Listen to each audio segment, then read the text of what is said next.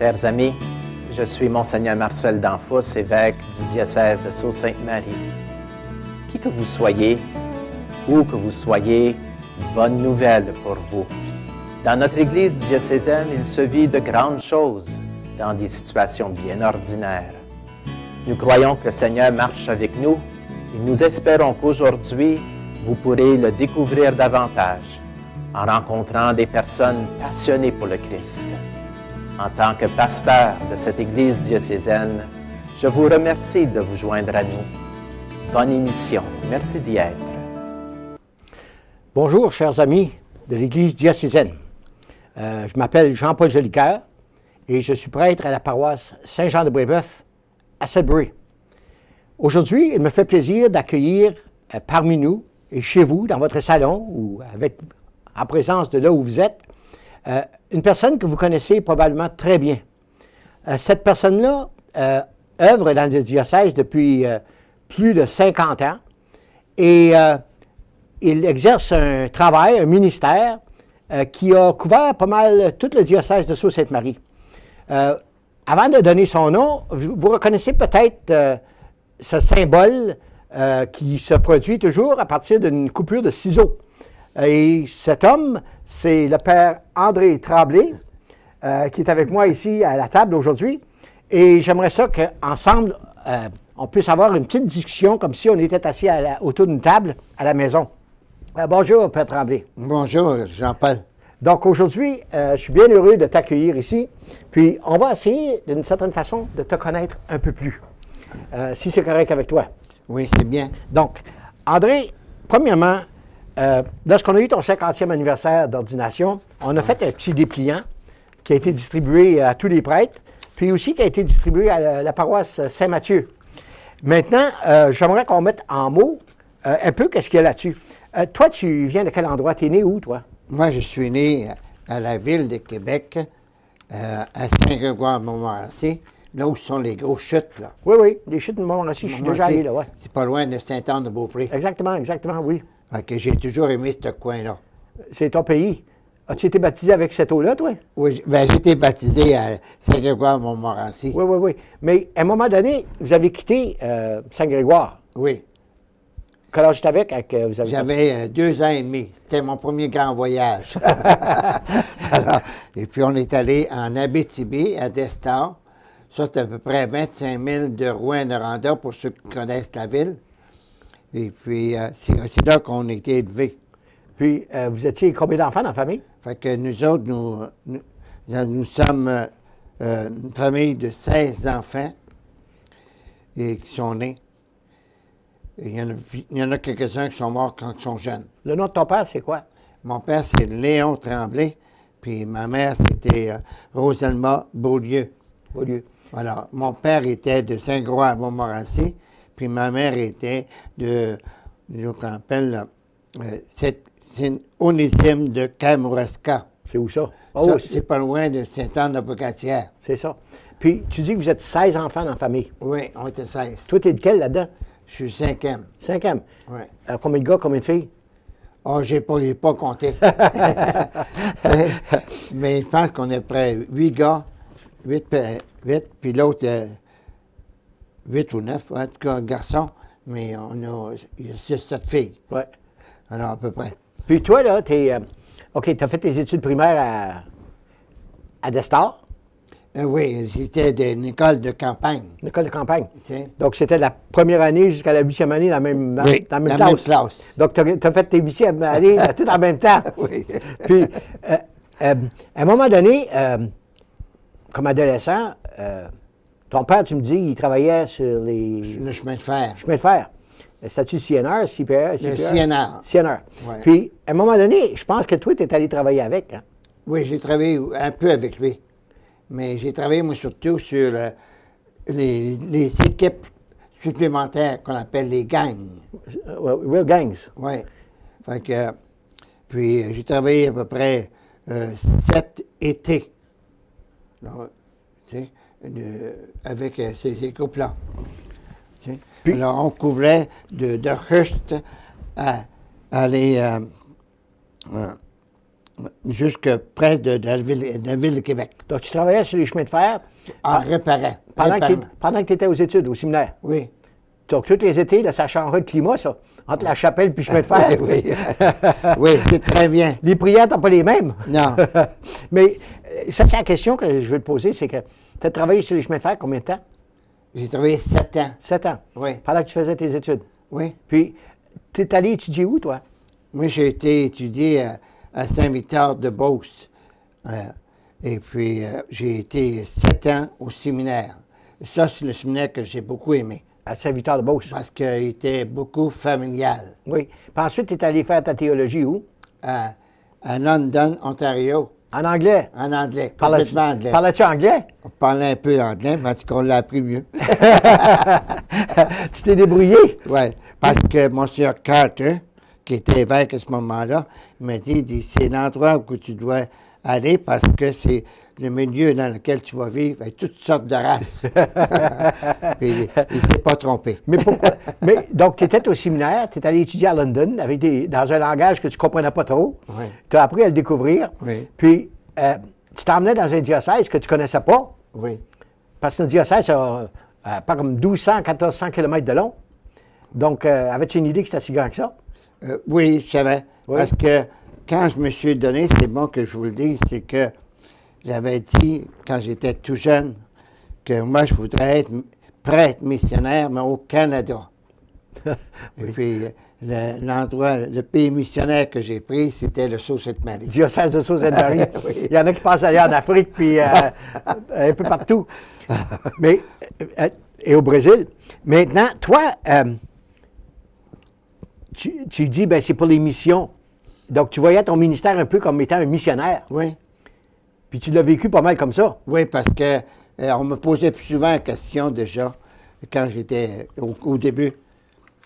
Puis j'avais dit que j'aimais être avec les paroisses qu'on appelle de mission ou pauvres, mais pas les grosses villes. Parce que dans les grosses villes, j'étais pas à l'aise. Pourquoi? C'est parce que j'aimais pas trop le trafic, Oui. ça peut dire, là. Mais j'aimais plutôt être un prêtre de campagne. Parce qu'il y a du bon monde en ville, tu sais. Oui, oui, oui, mais moi, je voulais être un prêtre de campagne, comme le curé d'Ars, par exemple. Aussi, on a un pape, là, qui est le pape Jean XXIII.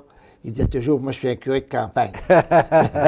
Donc, toi, tu voulais être comme le pape Jean XXIII. Maintenant, pourquoi tu voulais devenir prêtre, toi? Ah, ça ici, là, il y aurait toute une histoire. On n'aurait peut-être pas le temps de parler de tout ça. Mais c'est que moi, je suis le 5e des enfants. Mais avant que mes parents se marient, les autres, ils jouaient aux cartes, puis en même temps, ils parlaient de la famille ensemble. T'sais. Puis c'est là que mes parrains et marraines ont été choisis 5 ans avant que je naisse. Ah oui? Il a planifié. Puis ils ont prié pour moi, pour que si j'étais un garçon, bien que Dieu me donne aussi la grâce d'être prêtre. Et puis ça s'est réalisé. On t'a dit ça quand tu étais jeune, qu'on t'avait destiné à devenir prêtre? Oui, mais ma marraine me parlait souvent de ça. Ta marraine t'a dit ça. Ça rentrait en toi, Oui. puis tu t'es orienté vers ça. Non, mais en tout cas. Et puis, ouais. Ensuite de ça, mais c'est que mes parents étaient très religieux. Alors, et puis, on parlait toujours en bien du prêtre. Puis on avait dans notre paroisse un prêtre qui était comme le curé d'Ars. C'était quoi son nom, lui? Le prêtre Émile Boutin. Il a vécu presque 90 ans. Il avait seulement un seul poumon quand il est devenu prêtre. Oh boy! Il a vécu. Ouais. Mais il était très bon, même si on ne comprenait pas trop, parce qu'il ne parlait pas trop fort. Mais on l'aimait beaucoup parce qu'il était très, très bon pour les gens, très généreux, très compréhensif. Donc, lui, t'a impressionné beaucoup dans ta vie, il a été une bonne influence dans ta vie. Puis, tu as éclairé le chemin pour que tu deviennes prêtre. Oui. Donc, à tes débuts dans le diocèse de Sault-Sainte-Marie, tu étais dans quelle paroisse? J'étais à Saint-François-de-Sales, à Destor, Abitibi. Puis Saint-François-de-Sales, c'est un évêque, ça. C'est Saint-François, là, que j'aime beaucoup parce que il a fait beaucoup de travail pour ramener les gens à l'Église. Mm-hmm. Mais quand tu es arrivé dans le diocèse ici, quelle était ta première paroisse? C'était Student Falls, avec Monseigneur Auguste Vaillancourt, que j'ai beaucoup aimé. Puis on dirait que Monseigneur Vaillancourt a reconnu ma façon de vivre comme ceci. Il disait, toi, tu n'es pas bon vraiment pour faire des enseignements à l'école secondaire, hein, mais tu aimes aller visiter des pauvres de campagne. Bien, ça c'est le plus grand compliment que quelqu'un peut te faire. Hein? Oui. Le Seigneur le dit lui aussi, il faut aller vers les pauvres. Ouais. Puis quand il s'est arrivé le moment où je devais faire une décision, il y avait un nommé Émile Paiement, que j'aimais beaucoup. Il dit, l'évêque est venu, et puis il va y avoir quelqu'un pour Wawa. Il dit, prépare-toi, tu vas partir. Dans même 4 heures, il fallait que je me rende à Wawa.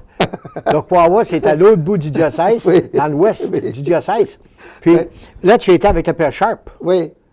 J'étais 5 ans avec 2 prêtres anglais, Père Sharp et Père Molcaille. Puis, tu as bien aimé ça? Ah oui, oui. Oui. Ouais. Le Père Sharp, c'est lui qui te montrait comment parler l'anglais, quoi. Oui, ben oui. Il était anglais, lui. Oui, j'ai un peu plus. Puis il y avait la ménagère, elle aussi est anglaise. Même si elle avait été née française, elle n'a pas tout ça français, mais ça, c'était une femme que j'ai beaucoup aimée. Hein? Parce que elle nous disait où aller, qui aller voir. Puis si elle avait besoin de nous autres, elle faisait quelque chose que d'autres n'ont pas fait. Elle envoyait les polices après nous autres pour nous chercher. C'était très bien. Elle était très amie avec tout le monde. Donc, quand elle avait besoin d'un prêtre, elle appelait les polices pour le trouver. Oui. Exactement. Puis ensuite, tu es parti de là, toi, puis tu es allé à quel endroit? J'étais à Spanish. Oui, je vois ça ici. C'est que tu as été à Spanish Serpent River. Oui. Tu as été à la paroisse Sainte-Cécile de Dubreuilville. Oui. Dubreuville, tu as été là. J'ai été 3 fois à Dubreuilville. Ah oui? Oui. Donc, tu as aimé ça. Oui. Ensuite, tu es allé assistant à Elliott Lake Oui. pour un certain temps. Tu es allé à Darling. Oui. À Darling, tu as été là 6 ans. 6 ans. Ensuite, tu es allé à Spanish. Oui. Ensuite, tu es allé à la Toussaint, Oui. Sudbury. Ensuite, tu as demeuré à la paroisse Saint-Charles-Brébeuf longtemps. Oui. 11 ans. 11 ans, Brébeuf. Wow! Ah. Ben, moi, ça fait presque 15 ans que je suis là. Donc, c'est chez nous. Ensuite, es-tu allé à Warren? Oui, j'étais à Warren pour 1 an et demi à peu près. Tu es allé à Massey-Webwood. Oui, oui, même chose. Ensuite, tu es allé à Daucus. Oui. Daucus, c'est Les Indiens, ça. les Amérindiens, oui. Oui. Autochtones. Puis ensuite, tu es allé à Marks Day. Tu es allé à Saint-Mathieu. Saint-Mathieu, tu as été là combien d'années? 18 ans. 18 ans. Oui. Wow! Oui, parce que, il y aurait peut-être quelque chose à dire dans toute cette affaire-là. Là. Moi, c'est que j'ai dit tantôt que je voulais être un prêtre missionnaire dans le pays. Puis une raison aussi que ça m'a poussé ici, c'est que j'avais eu dans ma jeunesse, quand j'étais jeune, un surnom que j'étais loin d'aimer. Et puis, j'ai pas voulu rester dans l'endroit où je peux rencontrer ces personnes-là. Alors, j'ai décidé d'être prêtre, mais prêtre missionnaire au Canada. Puis c'est ainsi que j'ai été dans le diocèse sous cette Paris. Mm-hmm. C'est bon, des fois, comment que ces gens travaillent, tu sais, avec des affaires, des fois, que ça nous blesse, puis, mais ils travaillent avec ça. Parce que, Donc, si on va plus loin que ça, si tu dis que quand on vit une souffrance, on vit une difficulté, on vit quelqu'un qui nous ridiculise, oui, à un certain moment, on peut s'en sortir, puis on peut bâtir une vie solide à partir de ça. oui, oui, Voir le positif et non le Oui. négatif. oui, Voir ce qui nous unit, non ce qui nous divise. oui. Oui, c'est bien ça. Puis aussi, André, toi, tu as été missionnaire. Aujourd'hui, on parle de vidéos, on parle de YouTube, on parle de Twitter, on parle de Facebook, on parle de toutes sortes de choses. Mais toi, tu as fait de la catéchèse avec des audiovisuels, des diaporamas, avec des machines à cassette, avec toutes sortes de choses, bien longtemps avant nous autres. Oui. Parle-nous donc de la façon que tu fonctionnais avec tes cassettes, puis tes audiovisuels, puis toutes ces choses-là. Bon, là, ici, c'est bon, des fois, de donner ça, un petit enseignement aux jeunes, là. Des fois, on dit, moi, là, jamais je réussirai. J'ai trop de difficultés. T'sais? Alors, moi, je n'avais plusieurs, je bégayais. Ensuite, il y avait question des langues. Et Dieu s'est servi de ça. Tu sais, c'est que je veux dire, là, j'avais des handicaps, c'est que j'avais pas du gros pourcentage. Mm-hmm. 60%, là. Ouais. C'est ça, c'est pas gros pourcentage à l'école. Mais. Je pense que le Seigneur avait pas mal d'apôtres qui étaient là aussi, qui ont bâti l'Église. Et puis, mais à cause que je sentais un besoin de connaissance, mais que je ne pouvais pas satisfaire, c'est là que j'ai pris contact avec des gens qui donnaient des bons enseignements. Mm-hmm. Puis là, je suis rentré dans les enregistreuses, puis ainsi de suite. T'sais? Puis je m'en ai toujours servi. Deuxièmement, il y a une chose aussi que c'est bon que je vous dise. Quand que j'ai été ordonné prêtre, avec mon Seigneur Adolphe Proulx, mm-hmm. Eh bien, j'ai fait une prière qu'appelle au début de la cérémonie. Quand on récitait des litanies des saints, demandait à l'Esprit Saint nous rend vie. Il dit, Seigneur, moi, il y a bien des choses que j'aimerais savoir, j'aurais aimé savoir, puis je ne le sais pas. Mais prends-moi comme je suis, puis moi, avec mes ciseaux, eh bien, je vais rejoindre des gens que personne ne va rejoindre. Parle-nous de tes ciseaux puis tes découpures. Fait que là, j'ai commencé, et puis ça a débuté, ça, avec le bégaiement, parce que c'était qu'on appelle des trucs de faire de la magie. C'est ça. T'sais? Bon. Et puis, ma soeur m'a montré comment faire une croix d'un coup de ciseau, faire une étoile à 5 pointes avec un coup de ciseau, puis à faire 6 pointes à un coup de ciseau. Fait que j'ai beaucoup développé ça quand j'étais jeune. T'sais? Puis là, vous avez des grands montages ici, comme la Terre, ça c'est... le globe terrestre? Non, la Terre des hommes. Oui. OK? Alors ici, je peux vous dire une affaire, ça je l'ai fait dès le début. Attention à ton micro, là. Oh, excusez. Ici, vous avez au centre, ça c'est une grande roue. Oui. Ici, c'est Jésus qui est le noyau. Oui. Ça, ici, c'est l'amour qu'il a pour nous. Ça, c'est les premiers disciples. Ensuite, tu as les disciples qui ont propagé l'Évangile dans le monde entier. Puis il y a nous autres. Puis là, ça continue. Il y en a deux autres. C'est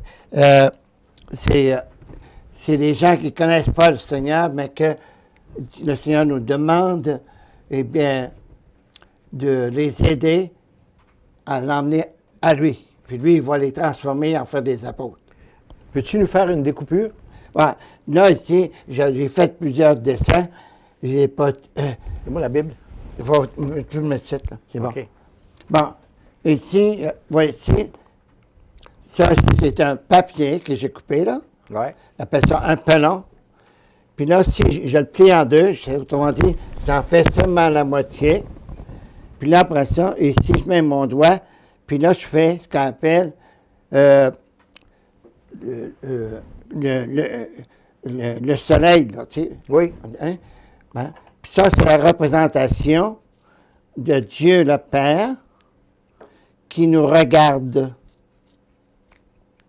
Là, tu fais des feuilles de saule. Oui. Là, je vais vous le montrer parce que c'est plus beau. Hein? Wow! Alors, Dieu nous regarde. Ensuite, j'aime la Sainte Trinité. Alors là, je mets l'Esprit Saint qui, écoutant Dieu le Père, a décidé lui aussi d'aider Jésus dans notre salut. Alors, fait que, il avait hâte que Jésus naisse et puis qu'il puisse travailler avec lui pour le salut du monde jusqu'à la fin des temps. Alors, là, tu fais un autre demi-lune, on va vous dire soleil, Oui. pour l'Esprit Saint, parce que l'Esprit Saint est tout amour et toute flamme, toute lumière. Hein? Alors, on va vous le montrer parce que c'est mieux quand on le voit. Wow. À mesure qu'on me dit. Ensuite, là, ce que je fais la crèche de Noël. Puis là, je fais exprès. Là, je suis qu'appelle Oak Villa, là. Et puis, il dit là, maintenant, là, on va voir toute la bâtisse décorée avec des signes de Noël. Là, ils ne savent pas, les autres, mais c'est ça qui va arriver. Ça, j'ai peur. Puis là, après ça, je mets une étoile pour Jésus. Oui. Dieu est avec nous. Vous savez que Noël, c'est vivre avec Jésus, avec nous. Alors, il y a à peu près au-dessus de 80 sortes de Noël, mais très peu ne connaissent. Puis là, je fais Marie, puis Joseph, qui regarde Jésus qui dort, qui veut se prendre maintenant. Et puis, dans la prière de Marie, là, c'est bon de savoir, elle disait, moi, je demande que tous puissent accepter Jésus comme Dieu sauveur. OK, veux-tu nous expliquer ça tout en tenant devant la caméra, là? Oui. Alors ici, c'est Dieu le Père qui nous regarde, puis j'aime insister dessus. Depuis l'éternité, il vivait, lui, Noël. Mm-hmm. Ça, c'est le premier grand Noël, ça. Et puis, l'Esprit Saint écoutait, puis il voyait aussi la joie du Père, et bien, a voulu venir vivre avec nous autres. Ici, là, il faut voir un autre dessin, là, le Dublin. Tu as Jésus. Remarquez ce qui est bon de savoir. Jésus, avec l'Esprit Saint, vient nous remettre en pleine amitié avec Dieu le Père. Puis c'est ça qu'on appelle la réconciliation. Mm-hmm. Hein? Alors, là, je vais faire Dublin. Hein? Oh.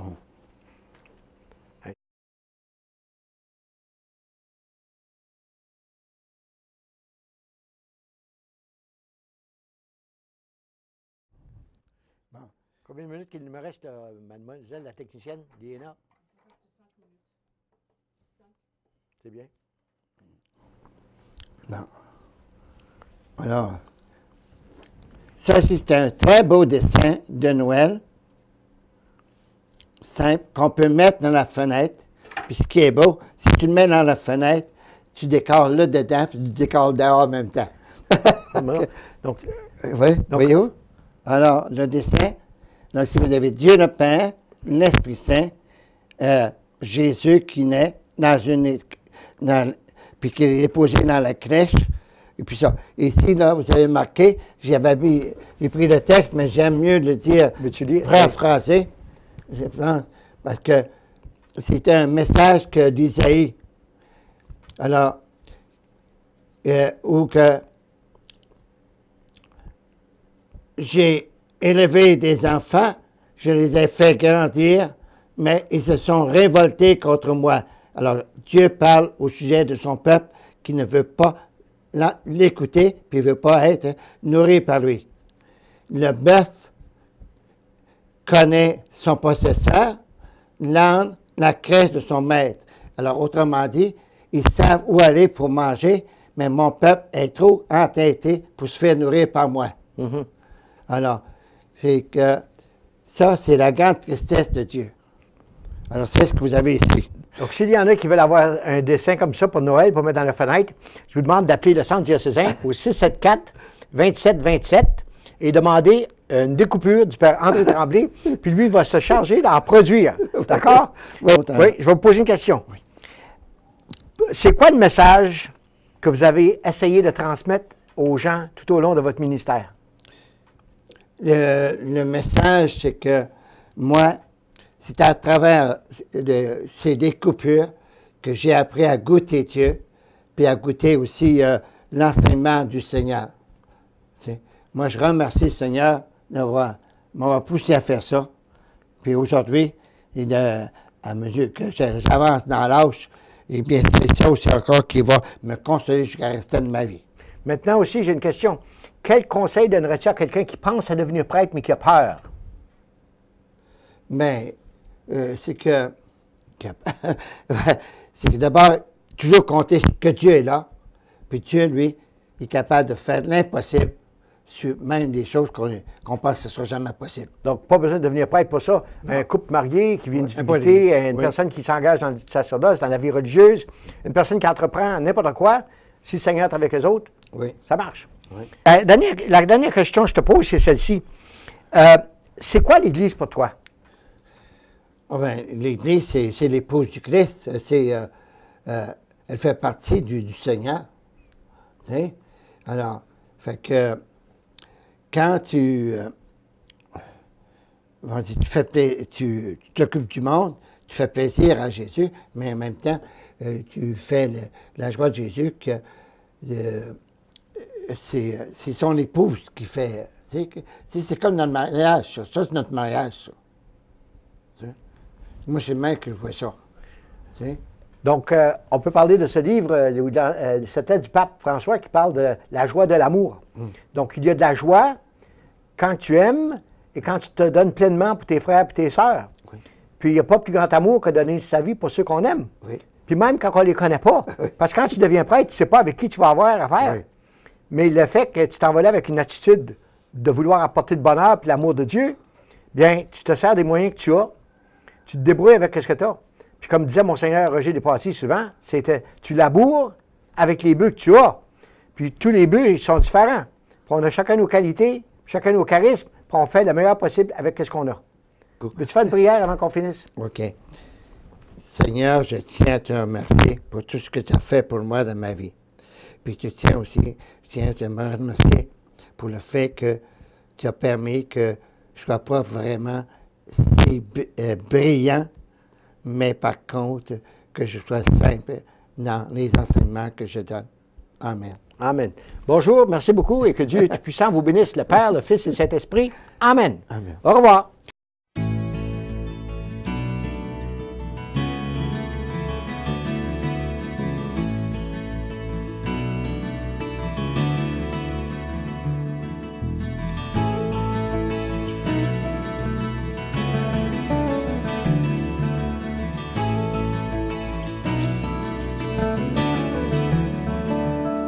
Tous ensemble, il me semble, on pourrait changer le monde de jour en jour, de cœur en cœur, par des gestes d'amour. Tous ensemble, il me semble, on pourrait changer le monde en changeant tout d'abord son cœur.